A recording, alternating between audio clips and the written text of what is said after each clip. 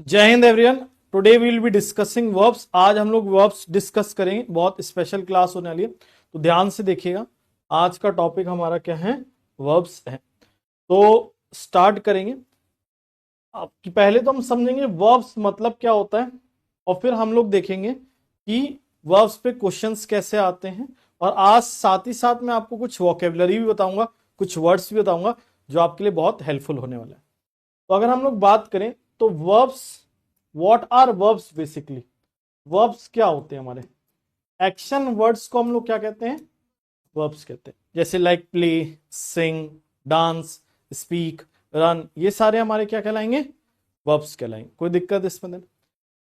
अब अगर हम लोग वर्ब्स की बात करें तो वर्ब्स दो टाइप के होते हैं। Verbs are of two types. One is main verb, second is auxiliary verb. Main verb और ऑक्सिलरी वर्ब। जैसे go, sing, dance, speak, run, ये सब हमारे कौन से वर्ब हो जाएंगे? मेन वर्ब हो जाए। लेकिन अगर is, are, am, was, were, has, have, ये हमारे कौन से वर्ब हो जाएंगे? ऑक्सिलरी वर्ब हो जाएंगे। कोई डाउट इसमें? देन अगर हम लोग इसको और क्लासिफाई करें, जैसे अभी हमने देखा वर्ब्स कितने तरह के, दो तरीके के, एक मेन वर्ब और दूसरा कौन सा? Auxiliary verb. अगर हम इसको फर्दर सब क्लासिफाई करें तो हमारा मेन वर्ब दो टाइप के होते हैं। Main verbs are of two types. One is transitive, another one is intransitive. Main verb दो तरह के होते हैं, एक होता है ट्रांजिटिव और एक होता है क्या आपका? इन ट्रांजिटिव। कोई दिक्कत इसमें? था और अगर हम ऑक्सिलरी वर्ब की बात करें, अभी पहले समझ लीजिएगा फिर इसको लिख लीजिएगा। अगर हम ऑक्सिलरी वर्ब की बात करें तो ऑक्सिलरी वर्ब हमारे होते हैं तीन प्रकार के। तीन प्रकार के, एक सेकेंड।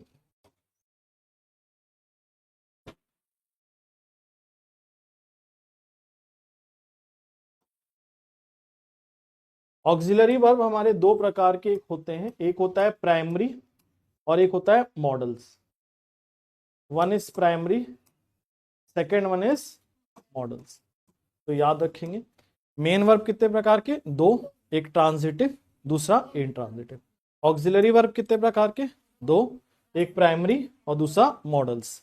मॉडल्स हम किसको कहते हैं? Like can, could, may, might, will, would, shall, should, ये सब आपके कौन से वर्ब्स कहलाते हैं? मॉडल वर्ब्स कहलाते हैं। और हमारा प्राइमरी जो होता है वो होते हैं तीन प्रकार के। तो ऑक्सिलरी वर्ब कितने तरह के होते हैं? दो, एक प्राइमरी और दूसरा कौन सा? मॉडल्स। प्राइमरी की मैं बात करूं तो तीन होते हैं, एक होता है टू बी, एक होता है टू डू और एक होता है to have. To be, to do और कौन सा? To have. टू बी हम लोग कहते हैं is, are, am, was, were, be, being, been. ये सब आपके कौन से वर्ब्स कहलाते हैं? To be verbs. इनको हम टू बी वर्ब्स कहते हैं। Is, are, am, was, were, be, being, been. To do verbs आपके होते हैं डू, डज और डिड। ये आपके कहलाते हैं कौन से वर्ब्स? To do verbs. कोई दिक्कत इसमें? फिर हमारा आता है टू हैव वर्ब्स। इनको हम कहते हैं हैज, हैव और हैड। ये हमारे होते हैं कौन से verbs? To have verbs. Clear है? समझ में आ रही बात? अब मेन वर्ब की बात करें तो इसमें कौन से वर्ब आते हैं? दो, ट्रांजिटिव और इंट्रांजिटिव। अभी हम इसको डिटेल में समझेंगे, उसके पहले आप ये दोनों चीजें लिख लीजिए कि वर्ब्स दो प्रकार के होते हैं, एक मेन वर्ब और दूसरा ऑक्सिलरी वर्ब।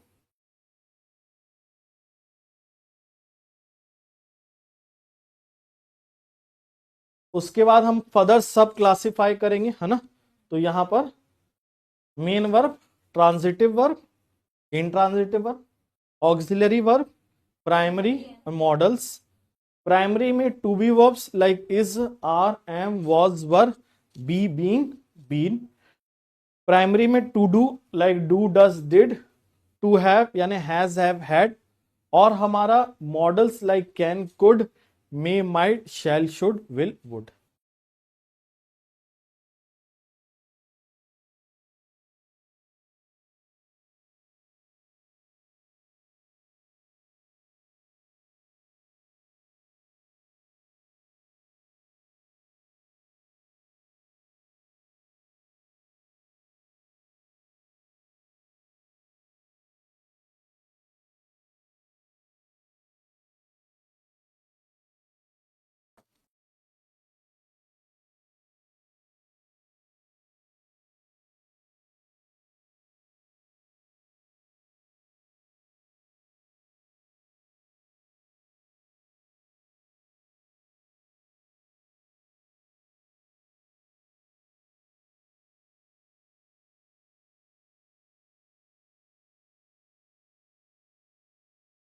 लिख लिया आपने।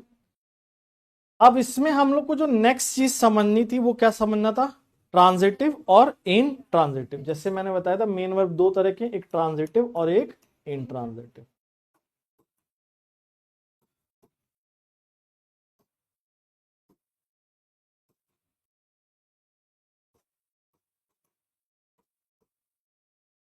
तो ट्रांजिटिव वर्ब्स क्या होता है, इसमें ट्रांसफर ऑफ एक्शन होता है, transfer of action from subject to object. Action subject करेगा और किस पर एक्शन होगा, ऑब्जेक्ट पे। जैसे हम बोलेंगे फॉर एग्जांपल कि ही स्लैप्ड हिम, उसने उसको थप्पड़ मारा।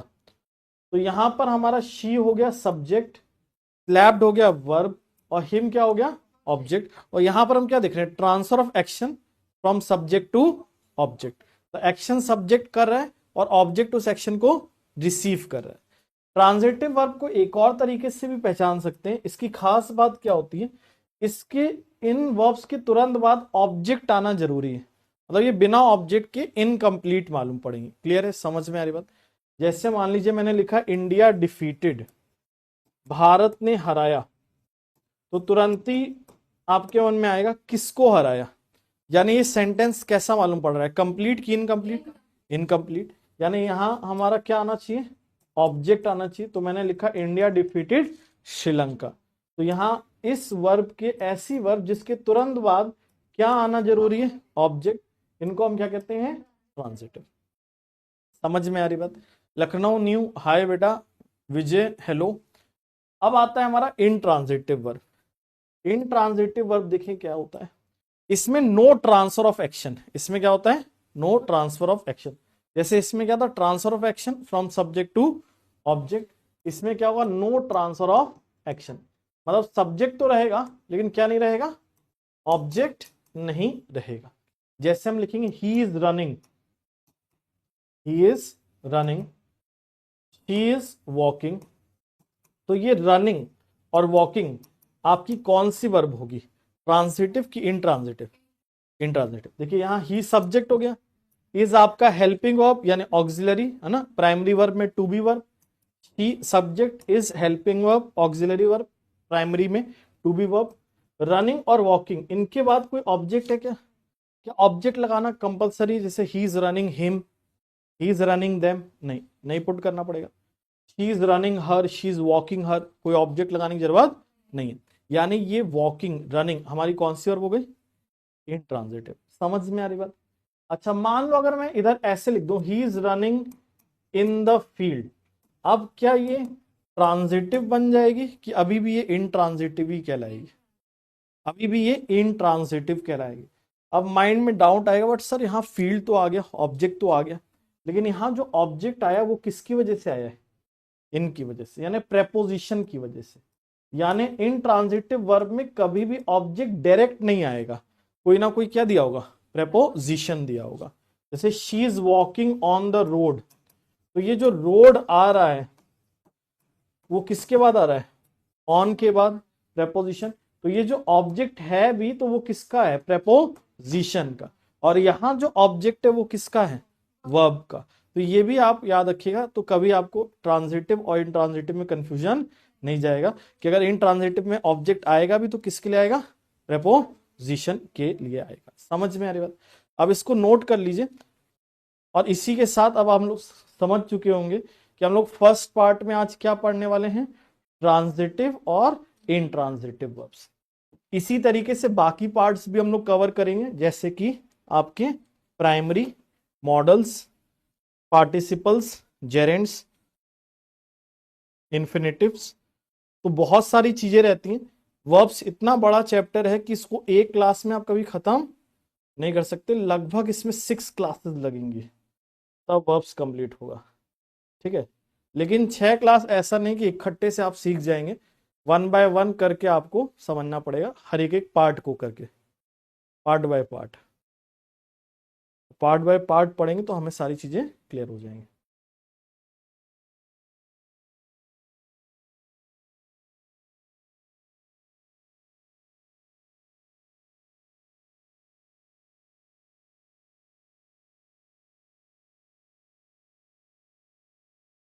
बच्चे कह रहे थे काफी कि सर वर्ब्स नहीं पढ़ा रहे हैं, सर वर्ब्स पढ़ा दीजिए, वर्ब्स पढ़ा दीजिए। और आज जब मैंने वर्ब्स पढ़ाया है तो कोई आने का नामो निशान नहीं है। यही होता है, त्योहार त्यागने पड़ते हैं, खिचड़ी छोड़नी पड़ती है। अब सब त्योहार मना लो, सब मना लो, सिलेक्शन भी ले लो, तो ऐसे नहीं होता है। फिर भी खैर अब छोड़ो, अब तो इसमें यहाँ नेट भी नहीं आता है, मेरे को अपना नेट खर्च करना पड़ेगा।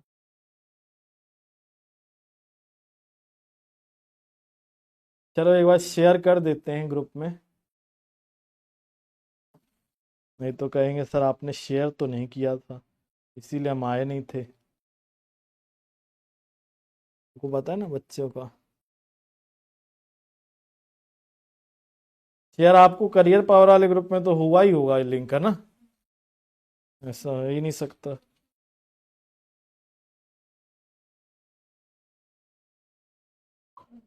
चलो ये ले लो।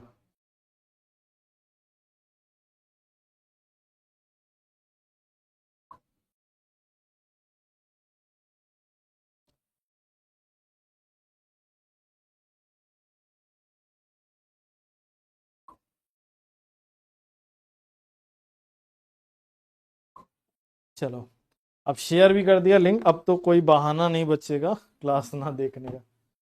अब हम लोग यहाँ पर 1 मिनट मुझे दीजिएगा, मैं एक पीपीटी ओपन कर दूंगा जिससे आपको क्या है समझाना भी इजी हो जाएगा। और क्योंकि जैसे मैंने बताया बहुत लेंदी चैप्टर है तो सारी चीजें नोट्स कर पाना पॉसिबल नहीं रहेगा, तो समझने पे ध्यान दीजिएगा आप लोग। बाकी मैं आपको इसकी क्या प्रोवाइड कर दूंगा, पीडीएफ प्रोवाइड कर दूंगा, जिससे आप उसको बाद में क्या कर लीजिएगा, लिख लीजिएगा, ठीक है? तो जिससे कोई दिक्कत नहीं जाएगा। तो 1 सेकंड दीजिएगा।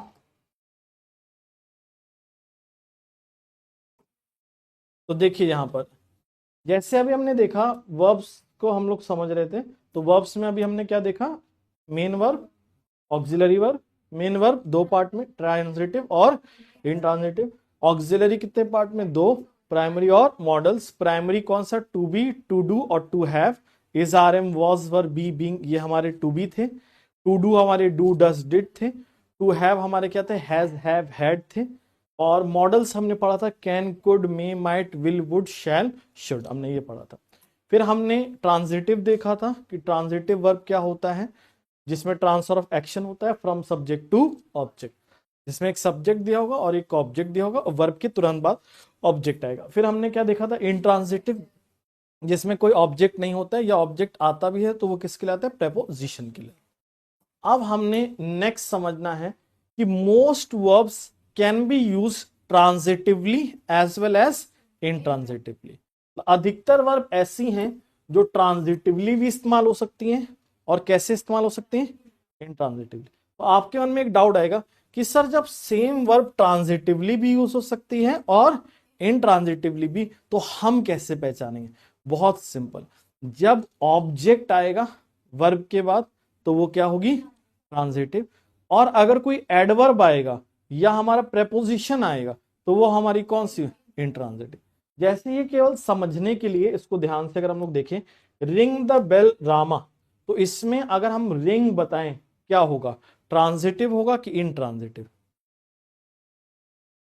क्या होगा, ट्रांजिटिव। घंटी बजाओ, तो रिंग हो गया वर्ब, घंटी हो गया आपका क्या, ऑब्जेक्ट, तो ये रिंग यहां पर क्या हो गया, transitive. The driver stop the train, driver हो गया सब्जेक्ट, स्टॉप्ड हो गया वर्ब, ट्रेन हो गया ऑब्जेक्ट।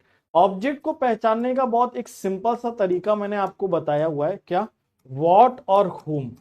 जो भी हमारा वॉट और हुम का आंसर देता है वर्ब के बाद, वो हमारा क्या होता है, ऑब्जेक्ट। जैसे he spoke what the truth, तो ये स्पोक यहां पर क्या हो जाएगा, वर्ब हो जाएगा। कौन सी वर्ब, ट्रांजिटिव हो जाएगा। कोई डाउट इसमें नहीं? अब देखिए यहां द बेल रैंग लाउडली, क्या अब आप क्वेश्चन व्हाट पूछ सकते हैं, द बेल रैंग व्हाट, नहीं, the bell rang how.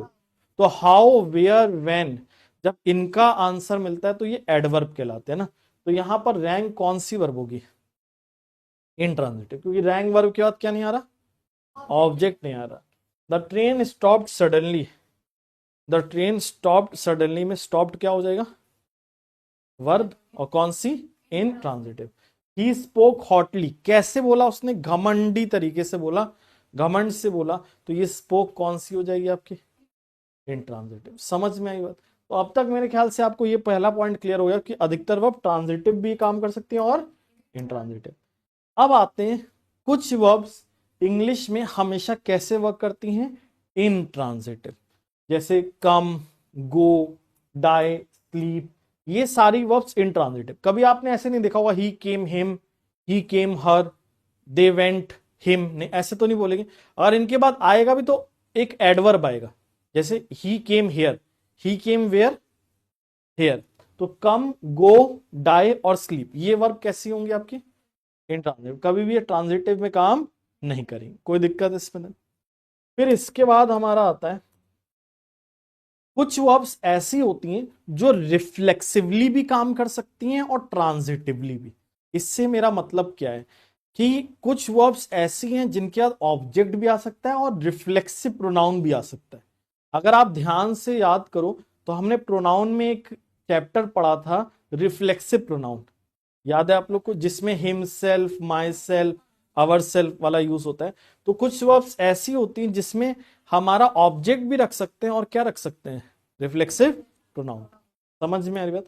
Example से समझते हैं, जैसे the man killed a tiger, man हो गया सब्जेक्ट, किल्ड हो गया वर्ब, टाइगर क्या हो जाएगा, object. The man killed himself, man क्या हो गया, सब्जेक्ट, किल्ड क्या हो गया, वर्ब, और हिमसेल्फ क्या हो गया, रिफ्लेक्सिव प्रोनाउन। जिसमें हम एक्शन खुद के ऊपर लौटते हुए बताते हैं, ऐसे को हम रिफ्लेक्सिव कहते हैं, कि जिसमें एक्शन सब्जेक्ट खुद अपने ऊपर करता है, ऐसे को हम लोग रिफ्लेक्सिव कहते हैं। तो यहां पर किल्ड के बाद रिफ्लेक्सिव भी आ सकता है और ऑब्जेक्ट, कोई डाउट उसमें। देन शी स्लैप्ड मोहित, तो मोहित यहां ऑब्जेक्ट हो गया, लेकिन हर सेल्फ क्या हो गया, रिफ्लेक्सिव प्रोनाउन। समझ में आई बात। तो कुछ वर्ब्स ट्रांजिटिवली और साथ ही साथ रिफ्लेक्सिवली, रिफ्लेक्सिवली मतलब इनके बाद क्या आ सकता है, रिफ्लेक्सिव प्रोनाउन।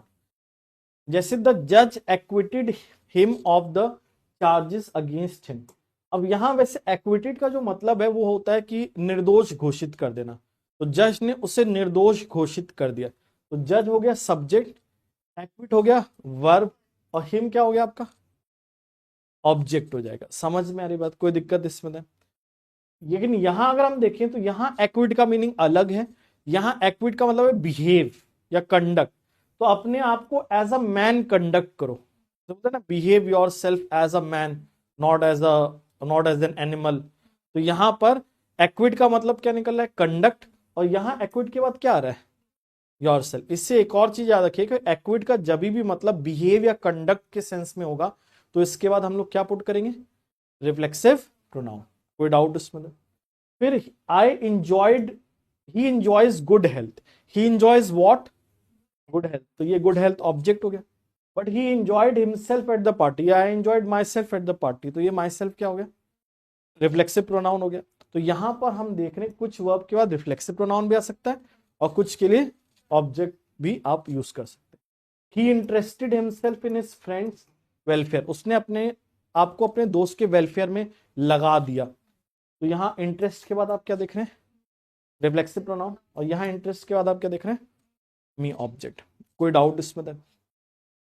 अब ये इसके लिए आपको जो प्रोनाउन मैंने पढ़ाया था, एक बार उसको थोड़ा सा क्या कर लीजिएगा, ब्रश अप कर लीजिएगा, उससे आपको वो वर्ब्स दोबारा से याद आ जाएंगी जिसमें हमने पढ़ा था कि जिनके बाद ऑब्जेक्ट भी आ सकता है और क्या आ सकता है, reflexive pronoun.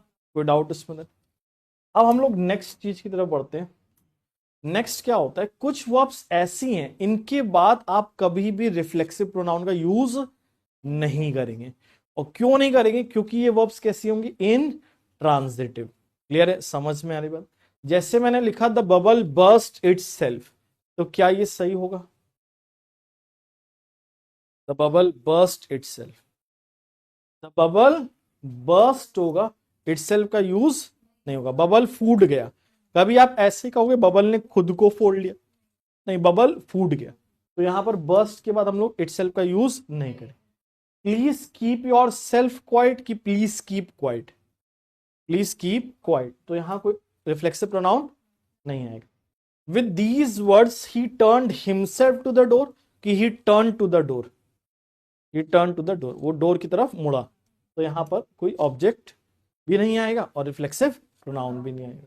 The guest made merry, guest ने मजे किए, the guest made themselves merry, the guest made merry, the guest made merry, कोई देमसेल्स की जरूरत नहीं। द जैपनीज फीड, फीड मतलब क्या होता है, किसी चीज पर एज अ खाने के लिए डिपेंडेंट होना, तो the Japanese feed themselves on rice, the Japanese feed on rice, feed on rice. और चीफली मतलब क्या होता है, मेनली ऑन राइस। क्लियर। तो जैसे हमने एक, अगर आपको याद होगा तो एक बार इसको गो थ्रू कर लीजिएगा प्रोनाउन में। मैंने कुछ वर्ब्स लिखवाई थी जैसे keep, burst, feed, make, bath, walk, इनके बाद किसका यूज नहीं करते हम लोग, रिफ्लेक्सिव प्रोनाउन का, क्योंकि ये कैसी वर्ब्स होती है हमारी, इन ट्रांजिटिव। कोई दिक्कत इसमें नहीं। अब असली खेल अब शुरू होने वाला है, और यहां पर ध्यान से समझे क्योंकि मेन एरर इसी से आएगा। अभी तक हमने चीजों का ट्रांजिटिव और इंट्रांजिटिव का थोड़ा सा बेसिक समझा, अब मेन यही पार्ट है। सम ट्रांजिटिव्स become some intransitives become transitive with a change in spelling। मतलब कुछ ऐसे इंट्रांजिटिव वर्ब हैं जो कैसे हो जाते हैं, ट्रांजिटिव में बदल जाते हैं, उनकी स्पेलिंग को क्या करते हुए, चेंज करते। जब स्पेलिंग या फॉर्म को चेंज करते हैं उनके, तो वो इंट्रांजिटिव से किस में कन्वर्ट हो जाते हैं, ट्रांजिटिव में। समझ में आ रही बात।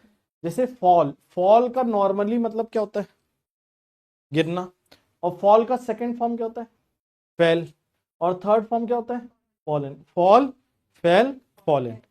लेकिन एक होता है गिरना और एक होता है गिराना। जैसे आपने किसी को गिरा दिया, धक्का दे दिया, या ट्रीज को गिरा दिया आपने, लकड़ी मतलब कोई वुड कटर ने ट्रीज को गिरा दिया, तो यहां वुड कटर क्या हो जाएगा, सब्जेक्ट, ट्रीज क्या हो जाएगा, ऑब्जेक्ट, और जो गिराना है वो कैसी वर्ब हो जाएगी, इंट्रांजिटिव की ट्रांजिटिव, गिरना, गिराना। गिरना बोलेंगे तो सब्जेक्ट चाहिए, कोई ऑब्जेक्ट नहीं चाहिए, लेकिन गिराना अगर बोलेंगे तो मैं सब्जेक्ट हूं, जिस चीज को गिरा रहा हूं वो क्या हो जाएगा, ऑब्जेक्ट। तो ये कौन सी वर्ब आएगी यहां पर गिराना के सेंस में, ट्रांजिटिव। यानी अब ये इनट्रांजिटिव से किस में बदलना है हमें, ट्रांजिटिव। गिरना, अब हिंदी में तो हमने क्या किया, गिरना, गिराना, छोटा आ की मात्रा बढ़ाई, गिरना से गिराना हो गया, इनट्रांजिटिव से क्या हो गया, ट्रांजिटिव। लेकिन इंग्लिश में क्या करेंगे, फॉर्म में चेंज करेंगे, किस में चेंज करेंगे, फॉर्म में। अब ये जो फेल आप देख रहे थे कौन सी फॉर्म में दिया था, सेकेंड फॉर्म में, यही फेल किस में चेंज हो जाएगा, फर्स्ट फॉर्म में। जब किस सेंस में बोलेंगे, गिराना, जब क्या बोलेंगे, गिराना। अब इसका सेकेंड फॉर्म क्या होगा, फेल, और थर्ड फॉर्म क्या होगा, समझ में आ रही बात। अब मैं आपको इसको एग्जाम्पल से समझाता हूं जिससे आपको और क्लियर हो, क्योंकि थोड़ा सा ये ट्रिकी और कॉम्प्लिकेटेड है, तो इसको थोड़ा एग्जाम्पल से समझते हैं। यहां तक कोई दिक्कत समझने में। अब देखिएगा, जैसे मान लीजिए मैंने लिखा प्राइजेस गिर गए हैं, मैंने क्या बोला, फॉर एग्जाम्पल प्राइजेस गिर गए हैं, द प्राइजेस, एक second, the prices have fallen. तो यहां प्राइजेस क्या हो जाएगा, सब्जेक्ट, हैव क्या होगा, हेल्पिंग वर्ब, और फॉलन कौन सी वर्ब। अब बताइए, द प्राइज हैव फॉलन कि the price have felled, the prices have fallen. क्यों फॉलन हो जाएगा, कि प्राइजेस गिर गए हैं, सब्जेक्ट तो है लेकिन क्या नहीं है, ऑब्जेक्ट नहीं है। तो हमें किसकी जरूरत है, इन ट्रांजिटिव वर्ब। और अगर आपको ध्यान से याद हो तो हमने पढ़ा था fallen is the third form in which verb, in transitive. समझ में आ, फॉल, फेल और फॉलन। कोई दिक्कत इसमें, समझ में आई बात। अब देखिएगा सेकंड वाला, देखिएगा ध्यान से, और इसमें आप लोग बताइएगा क्या होगा। The wood cutter, the wood cutter dash the trees yesterday, the wood cutter dash the trees yesterday। Would cutter ने कल ट्रीज गिराई थी। तो अब बताओ आपका यहां पर क्या आएगा, फेल आएगा कि फेल्ड आएगा, क्या आएगा, फेल्ड। अब एक डाउट, लेकिन सर फेल भी तो हो सकता है, फेल तो सेकंड फॉर्म है, येस्टरडे दिया है, पास्ट दिया है, लेकिन फेल किसमें सेकंड फॉर्म था, इंट्रांजिटिव। लेकिन हमें यहां किसमें चाहिए, ट्रांजिटिव। और ट्रांजिटिव में सेकंड फॉर्म में क्या होता है, फेल की फेल्ड, फेल्ड, और फर्स्ट फॉर्म क्या होता है, फेल। समझ में आई बात? इस तरीके से अब आपको क्लियर हो गया होगा कि ये थोड़ा सा कंफ्यूजिंग था, लेकिन अब क्लियर हो गया होगा ना, यस और नो? अच्छा, अब हम लोग आते हैं वापस से टॉपिक पे। सेकेंड वर्ब है हमारी लाई। लाई का मतलब होता है, वैसे तो दो मीनिंग होते हैं, एक तो लाई का मतलब होता है लेटना, एक लाई का झूठ बोलना भी होता है। उसमें अलग फॉर्म होती है, उसमें होती है lie, lied, lied, LIED, she lied to me, LIED वाला ना। लेकिन यहां जो हम लोग लाई पढ़ने जा रहे हैं वो पढ़ने जा रहे हैं लेटना और लिटाना। यानी लिटाना मतलब किसी चीज को रखना। जैसे मैं मान लीजिए आप किसी बेड पे लेट गए या चेयर पे ऐसे लेट गए, तो ये क्या हो गया? आपका लाई हो गया, लेटना हो गया। इसमें सब्जेक्ट तो है लेकिन क्या नहीं है? ऑब्जेक्ट नहीं। तो ये कौन सी वर्ब हो गई? लेटना वाला, इंट्रांजिटिव हो गया, है ना। लेकिन यहीं पर मान लीजिए ये मोबाइल है, या मान लीजिए कोई बेबी है, छोटा बच्चा होता है, तो माँ उस छोटे से बच्चे को क्या करती है? ऐसे रखती है, लिटाती है। तो ऐसे रखती है, लिटाती है, तो ये क्या होता है? लिटाना। समझ में आ रही बात? अब जब लेटना बोलेंगे यानी इंट्रांजिटिव बोलेंगे तो फॉर्म होगा लाए, ले और लेन, लाए, ले और लेन। लेकिन जब लिटाना बोलेंगे, जब रखना बोलेंगे, तो ले सेकंड से किस में कन्वर्ट हो जाएगा? फर्स्ट। यानी किस में? कौन सी में? ट्रांजिटिव, लिटाना, ले, लेड और। समझ में आई बात आपको? एग्जाम्पल से देखें, उससे क्लियर होगा। और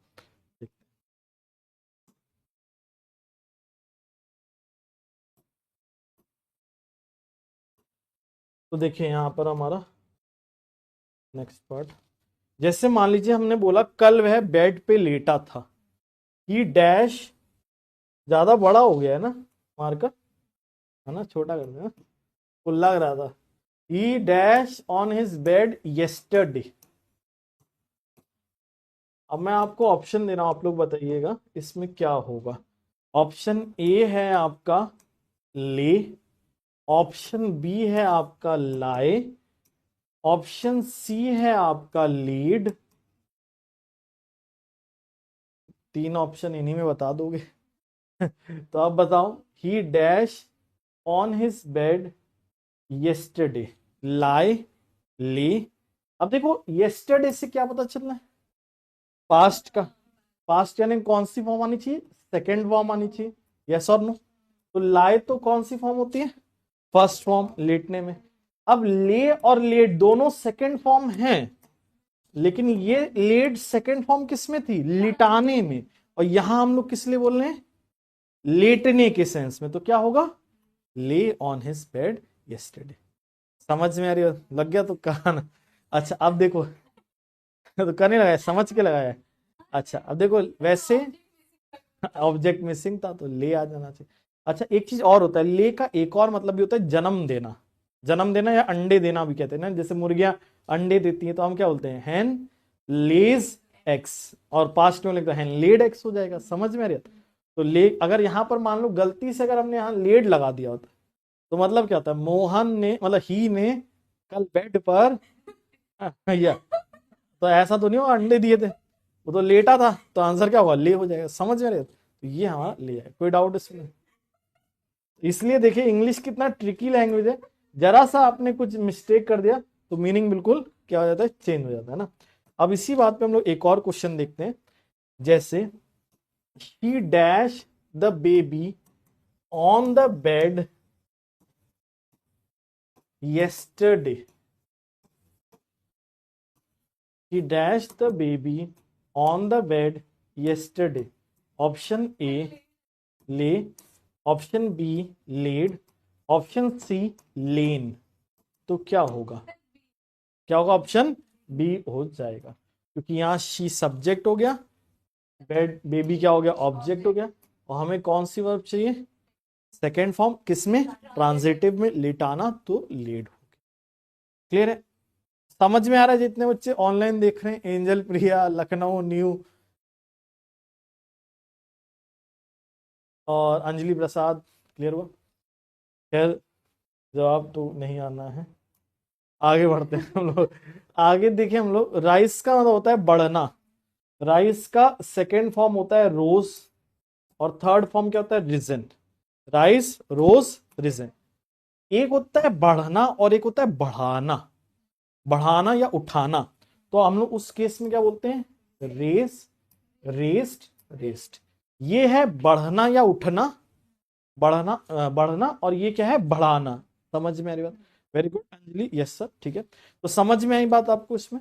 अब इसमें क्वेश्चन देखते हैं कैसे आता है, किसके ऊपर, राइस के ऊपर, है ना। तो let's see the question, how question is asked based on the rise verb. एक सेकंड दीजिएगा। तो जैसे मैं कहूंगा प्राइजेस बढ़ गए हैं, अब एक काम करेंगे, यहां दो क्वेश्चन साथ में देख लेंगे, ठीक है। द प्राइजेस हैव डैश, ठीक है, एक ऑप्शन ये आपका, खैर आर ही लिखा है मैंने, आंसर नहीं लिखा। The government has dash the prices. ये क्या हो रहा है, जादू। अब आप लोग बताओ यहां पर दोनों में कौन सी वर्ब जाएगी। द प्राइजेस हैव, अब देखो राइज नहीं हो सकता क्योंकि हैज हैव है ना, हैज हैव के साथ कौन सी फॉर्म आती है, थर्ड फॉर्म। तो राइज तो नहीं होगा, राइज का थर्ड फॉर्म होगा ना।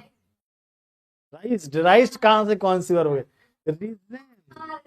द प्राइजेस है रीजन, राइज कहां से कौन सी वर्ब होती है, ले लेड। वहां एक बार और समझा दीजिए, ले लेड एक बार और समझा दीजिए। चलिए समझा देते हैं, इसको देख के फिर समझा देंगे, ठीक है। अब the government has dash the prices, क्या होगा, raise the prices. Very good, यहां रेस्ट क्यों हो जाएगा, गवर्नमेंट हो गई सब्जेक्ट, हैज हो गया हेल्पिंग वर्ब, और यहां पर हमें कौन सी वर्ब चाहिए, ट्रांजिटिव। गवर्नमेंट ने प्राइसेस बढ़ा दी, गवर्नमेंट सब्जेक्ट हो गई, प्राइसेस ऑब्जेक्ट हो गए, तो रेस्ड हमें चाहिए यहां पर, यानी कौन सी वर्ब, ट्रांजिटिव। तो राइस, रोज, रिजन, रेस, रेस, रेस्ट। समझ में आई इतनी बार। एक बार लिए वाला दोबारा से समझ लेते हैं, ठीक है। तो अंजलि प्रसाद समझ लीजिएगा, देखिए, लाए, ले, और कौन सी फॉर्म थी तीसरी, बताओ, लेन, है ना। किस सेंस में थी ये, लाए, ले, लेन, इंट्रांजिटिव। जब क्या मतलब था, लिटाना, क्या मतलब था, लिटाना, सॉरी लिटाना कह रहे हैं, लेटना। जब क्या कह रहे थे हम लोग, लेटना, जब हम लोग लेटना कह रहे थे तो फॉर्म थी लाए, ले, लेन। लाए फर्स्ट फॉर्म, ले सेकेंड फॉर्म, और लेन कौन सी, थर्ड फॉर्म। अब इसी को अगर हम ट्रांजिटिव में कन्वर्ट कर दे तो हम लोग क्या बोलेंगे, ले, लेड, लेड। अब ये जो ले आप यहां पर सेकंड में देख रहे थे, ये किसमें, फर्स्ट में आ जाएगी, और लेड सेकंड फॉर्म, और थर्ड लेड हो जाएगा। क्लियर है, समझ में रहे। तो जैसे हमने बोला कि हमें जल्दी सो जाना चाहिए, तो we should dash on the bed early. Should के साथ वर्ब की कौन सी फॉर्म आती है, फर्स्ट फॉर्म, है ना। अब फर्स्ट फॉर्म में आनी तो है, लेकिन लेटने वाली वर्ब आनी है, यानी इंट्रांजिटिव आनी है। तो क्या लगाएंगे, we should dash on the bed early. Lie कि ले, क्या होगा, लाए, LI, वी शुड लाई। समझ में आया अंजलि बेटा यहां तक, कोई दिक्कत, लिख दो ऑल ओके अगर क्लियर है कि यहां लाए क्यों आया, है ना। अगर यहीं पर हम बोले कि मुर्गियां अंडे देती हैं, है ना, मुर्गियां हो गई और अंडे देती, अंडे ऑब्जेक्ट हो गए। तो अगर हम लिखेंगे हेंस डैश एग्स, अब क्या लिखेंगे, लाई एक्स कि ले एक्स, ले एक्स। अब हमें फर्स्ट फॉर्म में चाहिए, लेकिन फर्स्ट फॉर्म में क्या चाहिए हमें, ट्रांजिटिव में। ट्रांजिटिव में तो क्या चाहिए हमें, ले। इधर भी फर्स्ट फॉर्म, इधर भी फर्स्ट फॉर्म, लेकिन इधर लेटना और इधर क्या, लिटाना या जन्म देने वाला, यानी कौन सा, ले। और ले का आपको मतलब पता ही क्या होता है, लिटाना या जन्म देना। समझ में आ रहा है? जैसे हम कहेंगे वो बच्चे को जल्दी सुला देते हैं या जल्दी लिटा देते हैं, तो they dash him early, they dash him early in the bed या ऑन द बेड। तो यहां पर हम क्या बोलेंगे, दे लाई हिम कि ले हिम, ले हिम। समझ में आई बात। और फर्स्ट फॉर्म इसमें भी आ रही है, लेकिन ट्रांसलेटेड। अब क्लियर हो अंजलि, अगर क्लियर हो गया तो ऑल ओके लिख दीजिए, दोबारा मैंने एक्सप्लेन कर दिया।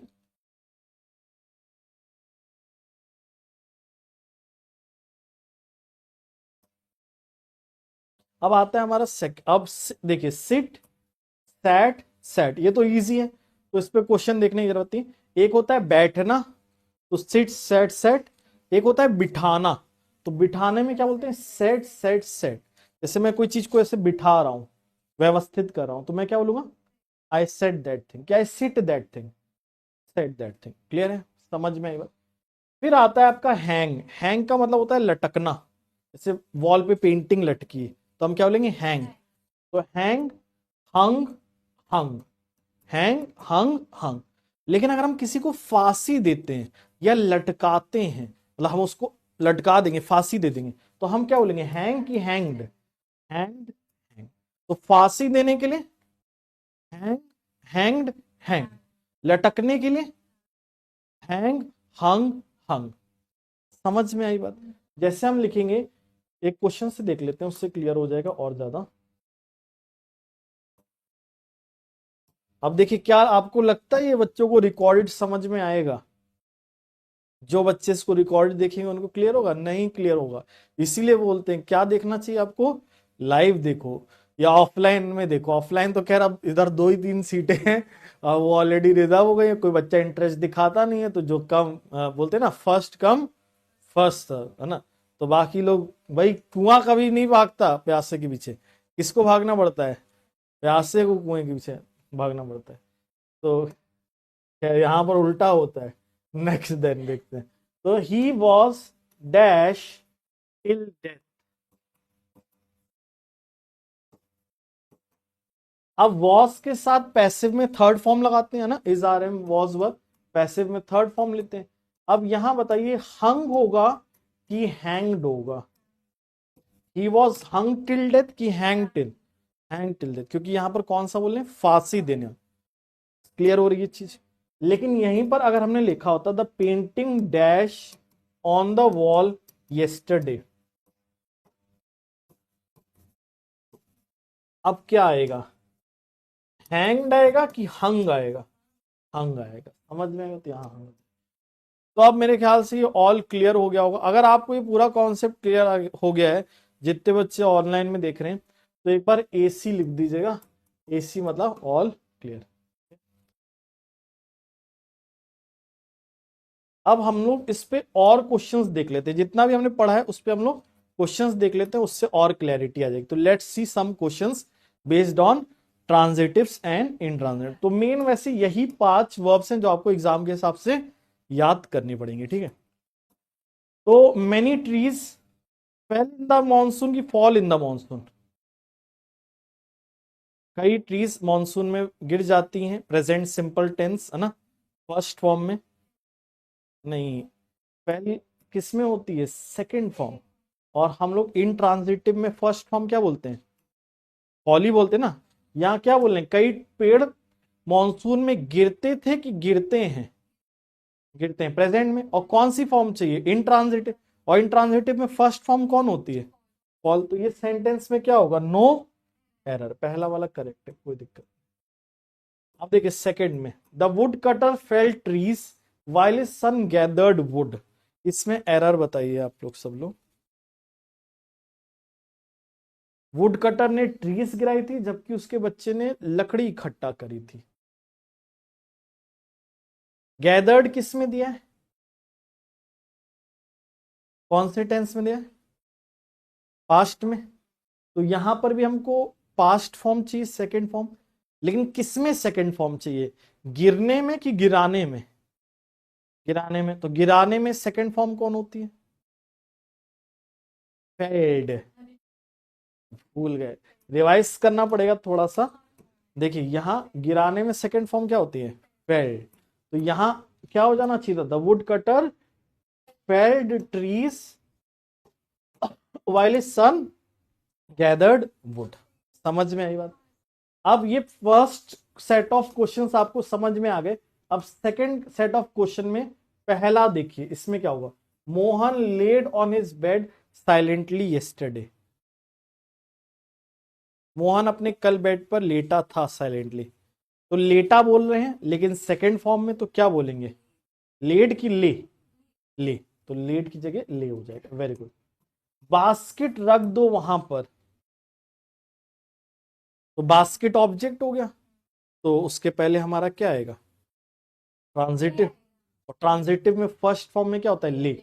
और लाए तो फर्स्ट फॉर्म किस में होता है, लेटने वाले, इंट्रांजिटिव में। वेरी गुड, समझ में आई बात आप लोग को। थर्ड सेट ऑफ क्वेश्चन देखें, यू शुड राइज अर्ली, आपको सुबह जल्दी उठना चाहिए। तो यू शुड रेज अर्ली की राइज अर्ली, राइज इंट्रांजिटिव वाला ना, नो एरर, सही है। Rise your hands if you agree to what I say, आवाज उठाओ अपना अगर आप मेरी बात से सहमत हो। तो आवाज उठाओ यानी ऑब्जेक्ट, योर हैंड्स, तो यहां क्या होगा, राइज की raise, raise your hands, very good. अब fourth set of question, sit there, ये तो सही है, वहां बैठ जाओ। Set the lamp on the table की sit the lamp on the table, set the lamp on table. और यहां सेट कौन सा आपका, ट्रांजिट, लैंप आपका ऑब्जेक्ट, कोई दिक्कत इसमें नहीं। अब हम लोग क्वेश्चंस प्रैक्टिस कर लेते हैं और फिर हम लोग इसके बाद क्या देखेंगे, वोकेबलरी, तो जिससे हमें क्लियर हो जाए कि हाँ ट्रांजिटिव इंट्रांजिटिव समझ में आ गया। तो पहला क्वेश्चन अब एग्जाम में इस तरीके से दिया रहेगा, ठीक है। तो the workers fell no fewer than 200 trees within 6 hours and thereby showed their efficiency। तो इसमें कौन से पार्ट में गलती होगी, which part contains the error and what is the error।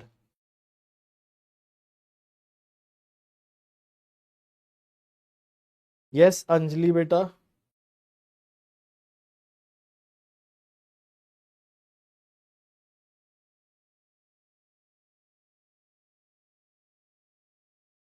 Workers क्या है, सब्जेक्ट, ट्रीज क्या हो जाएगा, ऑब्जेक्ट। ऐसे सिचुएशन में टेंस का पता करने की कोशिश करो, आगे कौन सी टेंस दी है, शोड किस में दी है, उन्होंने अपनी एफिशिएंसी दिखाई थी, पास्ट में दी है। तो यहां पर हमें पास्ट में सेकेंड फॉर्म चाहिए, लेकिन ट्रीज गिराने के सेंस में चाहिए, और गिराने में सेकेंड फॉर्म क्या होगा, फेल्ड। वेरी गुड, समझ में आई बात। तो फर्स्ट क्वेश्चन में फर्स्ट पार्ट में एरर होगा, felled will be the correct answer. अब सेकेंड बताओ इसमें क्या होगा, the criminal will certainly be hung because the charges brought upon him are very serious.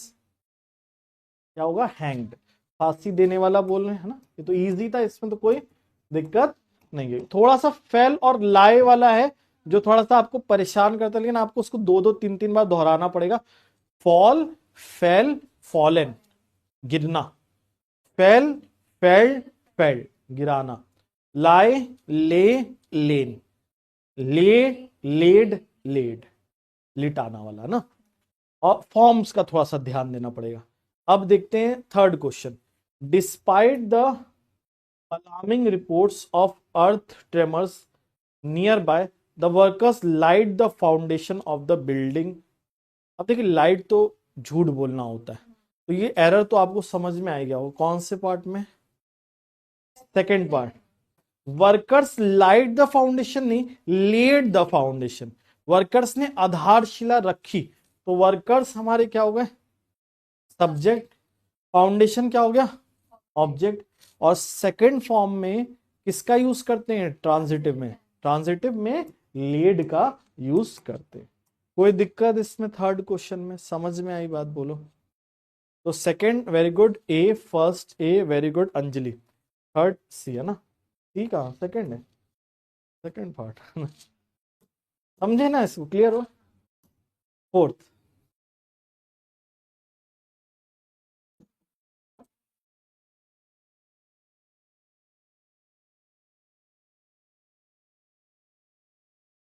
क्या होगा, the value of the dollar declines as the rate of inflation raises की rises, rises, because कोई object तो है नहीं, तो हमें transitive नहीं इनट्रांजिटिव में चाहिए, और इनट्रांजिटिव में क्या होता है, rises. Fifth question, the criminal was sentence to the death and was hung for his crime, hanged. तो अब तक तो रट गया होगा कि फांसी देने के लिए किसका यूज करते हैं, हैंग। ये तो सबसे इजी मेरे को लग रहा होगा कि आपको हंग और हैंग वाला तो इजी लग रहा होगा। My younger brother knew that difficulties led ahead, कि आगे मुश्किलें हैं, अब यहां डिफिकल्टी सब्जेक्ट है, लेकिन क्या नहीं है, ऑब्जेक्ट नहीं है, तो क्या लेड होना चाहिए कि नहीं होना चाहिए? लेड तो क्या होता है, लिटाना होता है, तो यहां लेड नहीं होगा, डिफिकल्टीज लाए अहेड, और कौन सा लाए, LIE। समझ में आई बात, क्लियर है? 7, she picked up the bottles, she picked up the books laying on the table and put them on the shelf।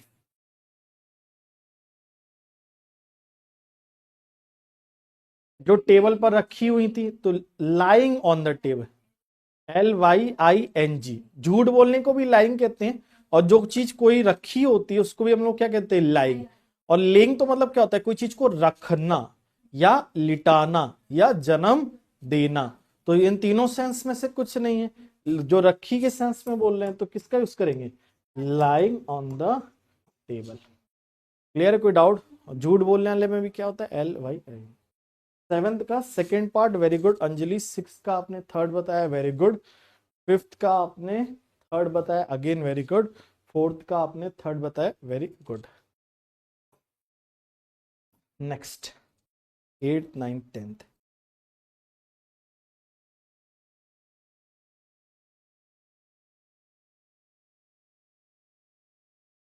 देखो मैंने इतना खराब पढ़ा है कि एंजल प्रिया वगैरह भाग गई, बाकी अंजलि रह गई केवल। Our greatest glory is not in never falling, but not in raising every time we fall।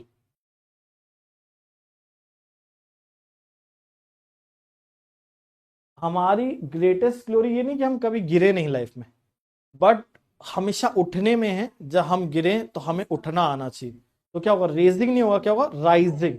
Raising तो मतलब क्या होता है, उठाना, लेकिन हम उठाना बोलते हैं कि उठना। उठना ये नहीं कि आप जीवन में गिर गए, जीवन में उठना आना चाहिए, बोलते ना, जीवन में गिरने से कुछ नहीं होता, जीवन में उठना मैटर करता है। उठेंगे तभी तो सीखेंगे, गिरने के बाद हमेशा उठना आना चाहिए। मतलब ये एक तरीके से कहने का मतलब कि फेलियर से गिरिए नहीं, अपने आप को, मतलब आप उठिए और सीखिए, आगे बढ़िए। 9th, why does the lapse rate affect the tendency of air to rise.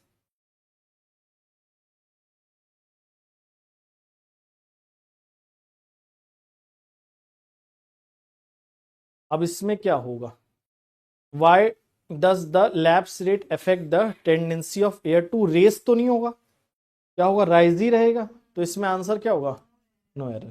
Clear है, कोई डाउट इसमें? तो 9th में no error. Why does the lapse rate affect the tendency of air to rise. Clear है कि air उठना, उठाना तो नहीं होगा एयर को, तो राइज ही रहेगा, रेस तो नहीं रहेगा। The flag is risen in the morning, flag को उठाया जाता है मॉर्निंग में, लेकिन अभी हमने लिख क्या दिया है, फ्लैग उठता है मॉर्निंग। अब झंडा अपने आप ही उड़ जाता है मॉर्निंग, झंडे को तो क्या करना है, उठाना पड़ता है ना, हवा अपने आप उठ जाएगी, टेंडेंसी खुद राइज करेगी, लेकिन फ्लैग थोड़ी नहीं अपने आप ही उड़ जाएगा। और यहाँ लिखा भी बाय है, तो जिससे पता चले कि किसी के द्वारा उठाया जाएगा, तो क्या ये सही है, गलत है? गलत है। क्या होता, फ्लैग इज रेस्ड हो जाएगा इन प्लेस ऑफ दिस। समझ में आई बात? क्लियर हो गया सबको? जितने ही बच्चे ऑनलाइन देख रहे हैं, एक ही देख रहे हैं, ऑल क्लियर लिख दीजिए। जल्दी देख रही है, इसीलिए बुला लिया तुम दोनों को, हम बोर हो जाते। देखा कितने डेडिकेटेड बच्चे हैं हमारे, वर्ब्स पढ़ा दो, वर्ब्स पढ़ा दो, ऑनलाइन पढ़ा दो।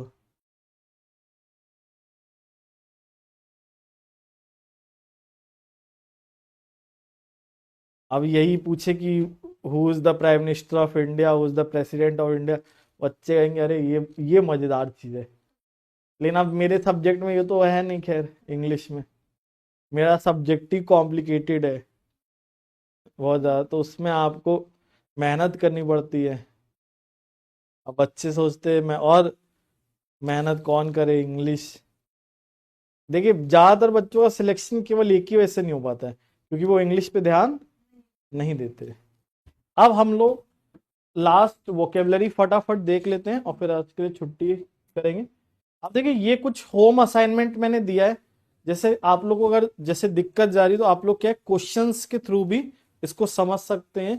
पहले एक बार आप रिवीजन कर लीजिएगा, नोट्स बना लीजिएगा, और उसके बाद आप क्या करिएगा, ये जो क्वेश्चंस हैं 1 से लेके 10 तक, इनको आप सॉल्व करिएगा। वही चीज आपको डिसाइड करना है कि लाए आएगा कि ले आएगा, कि ले आएगा लेड आएगा, फेल आएगा कि फेल्ड आएगा, या रेज होगा कि राइज होगा, ये आपको करना पड़ेगा। ठीक है, सॉल्व तो करेंगे इसको घर से, है ना। अब हम लोग आते हैं वोकैब इंग्लिश जुगाड़ से। तो आज खैर कोई जुगाड़ से वोकेबलरी नहीं रहेगी, क्योंकि ये एडिटोरियल की वोकेबलरी है, तो ये डायरेक्ट ही रहेगी। तो आप लोग डायरेक्टली इसको समझ लेते हैं। इसको आप अभी मैं समझा दे रहा हूं, घर में आप इसको लिख लीजिएगा, लिखिएगा जरूर। रीजन में, क्योंकि जब तक हम लिखेंगे नहीं, हमें क्या नहीं होगा, याद नहीं होगा। मेरे जब मैं स्टूडेंट था तो मैं क्या करता था, हमेशा एक चीज करता था, वोकेबलरी डेली लिखता था। और वोकेबलरी लिखने के साथ में क्विज क्वेश्चन सॉल्व करता था। उससे क्या होता है, जितनी बार आप एक वर्ड को देखते हैं उतना ज्यादा वर्ड दिमाग में क्या हो जाता है, बैठ जाता है। कभी भी आप ऐसे करोगे छुपन छुपाई वाला, एडहेरेंस फेथफुलनेस लॉयल्टी ओबीडियंस, तो आप क्या करोगे, उसको भूल जाओगे।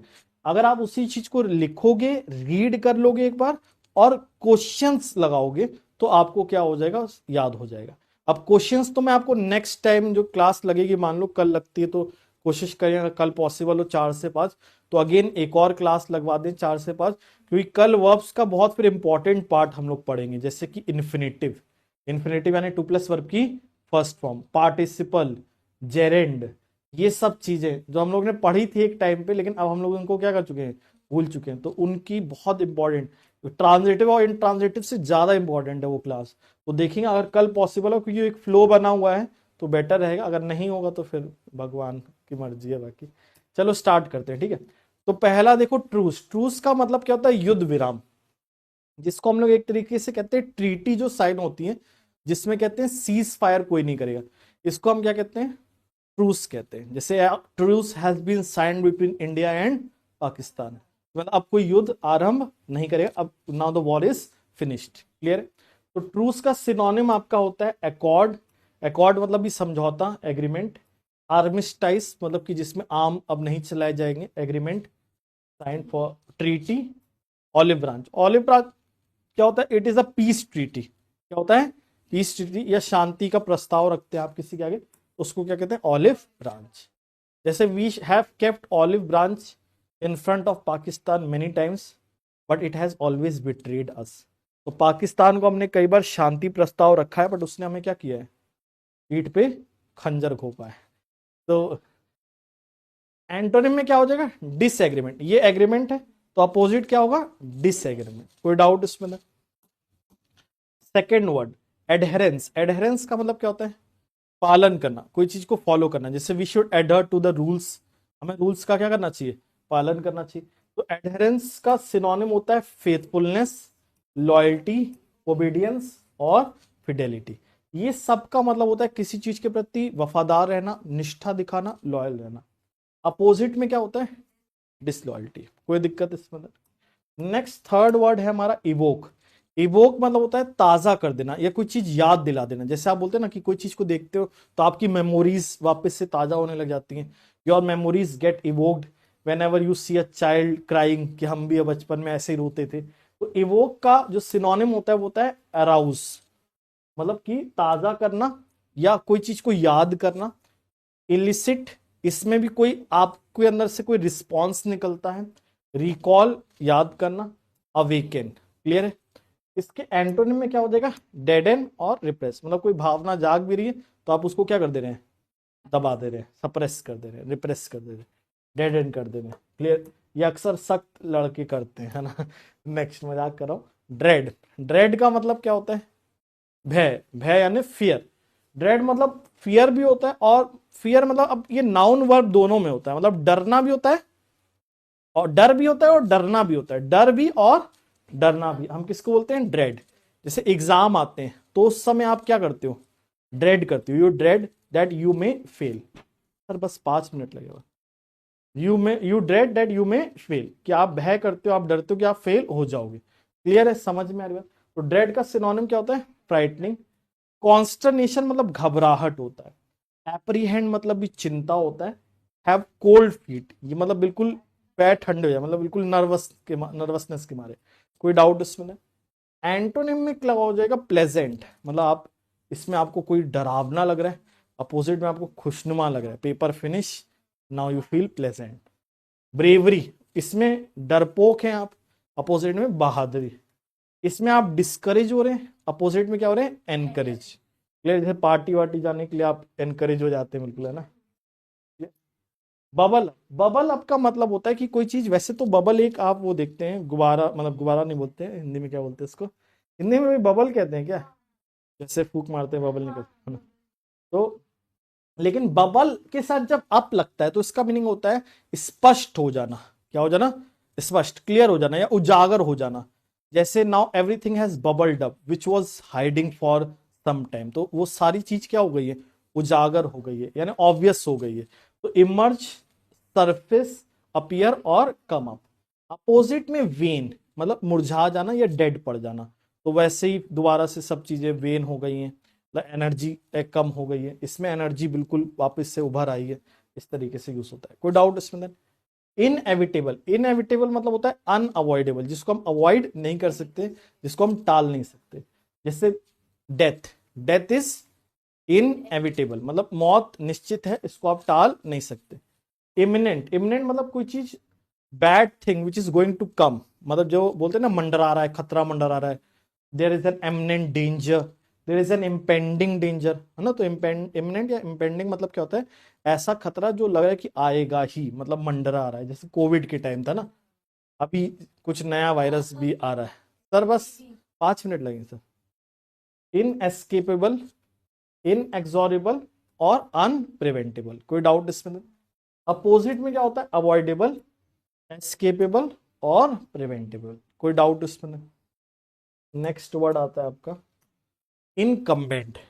इनकम्बेंट क्या होता है, आपने अक्सर वर्ड सुना हो एंटी इनकम्बेंसी, इलेक्शंस के दौरान यूज होता है। जैसे कोई लगातार ऑफिस में बना चला आ रहा है तो उसके खिलाफ एक फीलिंग, अगेंस्ट फीलिंग डेवलप हो जाती है। जैसे दिल्ली इलेक्शन चल रहे हैं तो बोलने शायद एंटी इनकम्बेंसी देखने को मिले। तो इनकम्बेंट का मतलब क्या होता है, मतलब पर्सन हुज होल्डिंग ऑफिस, पदाधिकारी मतलब जो पद को होल्ड कर रहा है, तो ऑफिस होल्डर, है ना। और इनकम्बेंट मतलब नेसेसरी भी होता है, जैसे it is incumbent for you to give your 100%, मतलब बहुत जरूरी है कि आप अपना 100% दें जब भी आप तैयारी करें किसकी, इलेक्शंस की नहीं, पढ़ाई की, बैंकिंग की। अपोजिट में क्या होगा, अननेसेसरी। कोई दिक्कत इसमें नहीं। Next is convoluted. कॉन्वोल्यूटेड मतलब क्या होता है, ट्विस्टेड, घुमावदार, जटिल जिसको कहते हैं। इंट्रिकेट, लेबिथाइन, वर्ड में ही से ही पता चल रहा है कि कॉम्प्लिकेटेड है। टैंगल्ड मतलब उलझा हुआ। टॉर्चुअस रास्ते, जैसे आप देते हैं ना पहाड़ी इलाकों में रास्ते कैसे टॉर्चुअस होते हैं, बहुत घुमावदार होते हैं, ट्विस्टेड होते हैं। क्लियर? स्ट्रॉन्ग मैचेस वो गलती से लिख गया, उसको हटा दीजिएगा ना। उसके बाद इसका एंटोनिम होता है डायरेक्ट, स्ट्रेट, अंडरस्टैंडेबल, अनकॉम्प्लिकेटेड। ये कॉम्प्लिकेटेड है, अपोजिट में अनकॉम्प्लिकेटेड। कोई डाउट इसमें? तो अगर सिनोनिम याद हो जाता है तो एंटोनिम बहुत इजी होते हैं याद करना।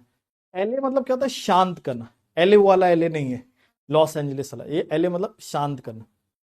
एलिवेट, एसुएज मतलब किसी को काम करना, शांत करना। मिटिगेट, शांत करना। पैसिफाई, पैसिफिक ओशन से शांत करना, याद रखिए। प्रशांत महासागर आपने सुना होगा ना, पैसिफिक ओशन को कहते हैं, तो शांत करना। इसमें क्या करना, बदतर कर देना, खराब कर देना, एग्रेवेट कर देना। जैसे दोस्त का ब्रेकअप होता है एली के साथ, तो आप उससे क्या करते हैं, एलए करते हैं, या आप उसको एग्रेवेट करते हैं और खराब करते हैं, वर्सन करते हैं और भड़काते हैं, अरे जाओ उसकी मैरिज में बोलो जा चुड़ैल, है ना।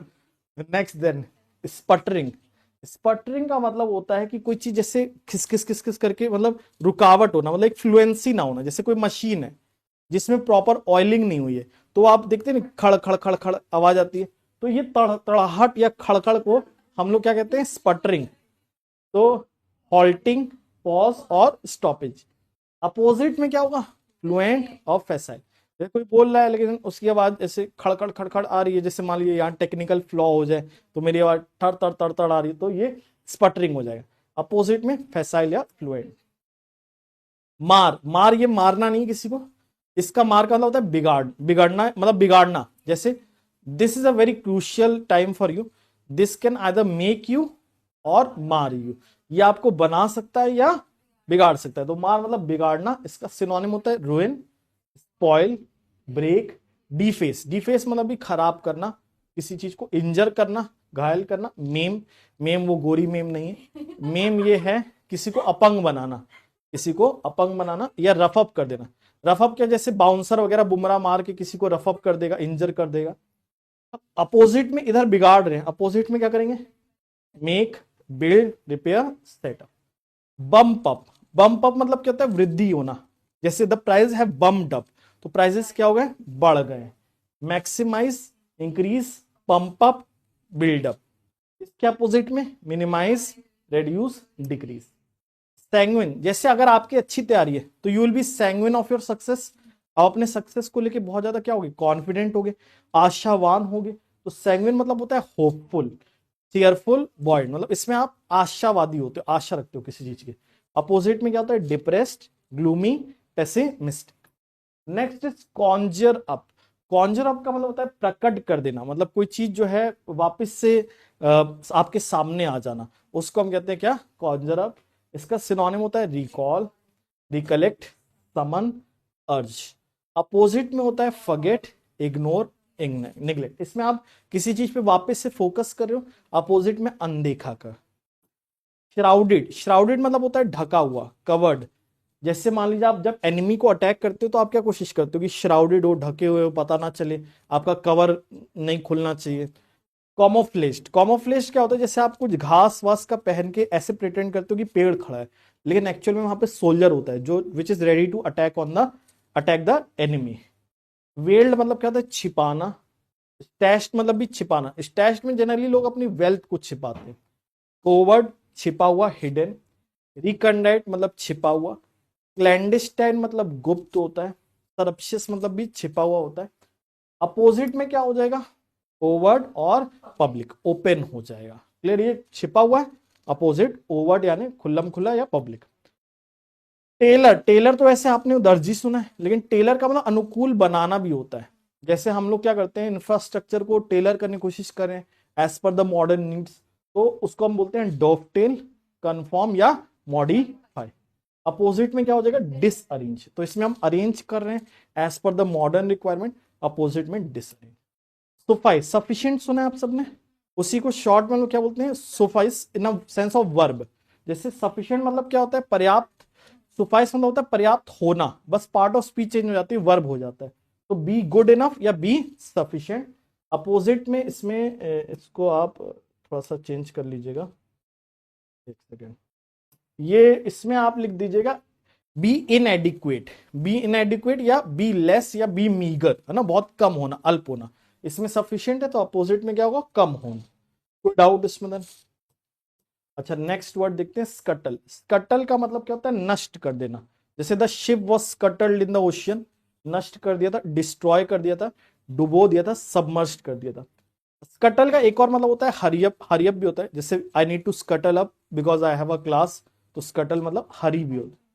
इसके एंटोनिम में क्या होता है, बिल्ड और कंस्ट्रक्ट।